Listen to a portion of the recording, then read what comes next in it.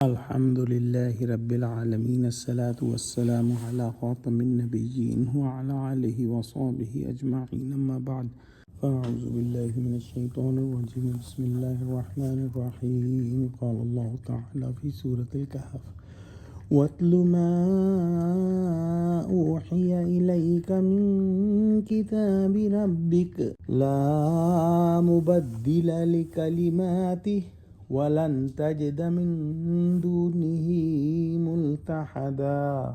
ترجمہ: اور اپنے پروردگار کی کتاب جو تمہارے پاس بھیجی جاتی ہے پڑھتے رہا کرو، اس کی باتوں کو کوئی بدلنے والا نہیں، اور اس کے سوا تم کہیں پناہ کی جگہ بھی نہیں پاؤ گے۔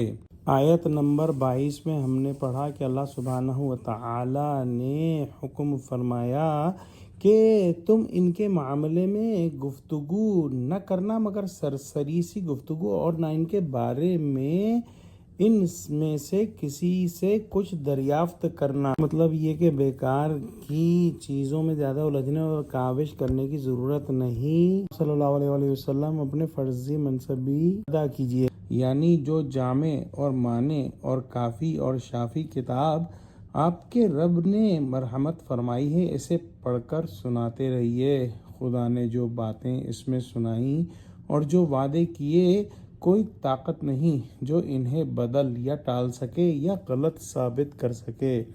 اگر کوئی ان باتوں کو بدلنے کے درپے ہوگا یا اس کتاب کے حقوق ادا کرنے میں کوتاہی کرے گا، وہ خوب سمجھ لے کہ اللہ سبحانہ وتعالی کے مجرم کے لیے کہیں پناہ نہیں۔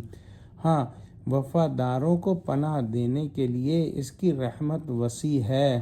دیکھ لو اصحاب کہف کو جو خدا کی باتوں پر جمے رہے، اللہ سبحانہ وتعالی نے کیسی اچھی جگہ اپنے فضل سے عنایت فرمائی۔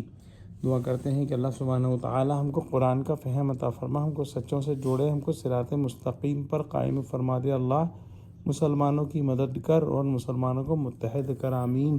وآخر دعوانا ان الحمد للہ رب العالمین۔ والسلام علیکم ورحمۃ اللہ وبرکاتہ۔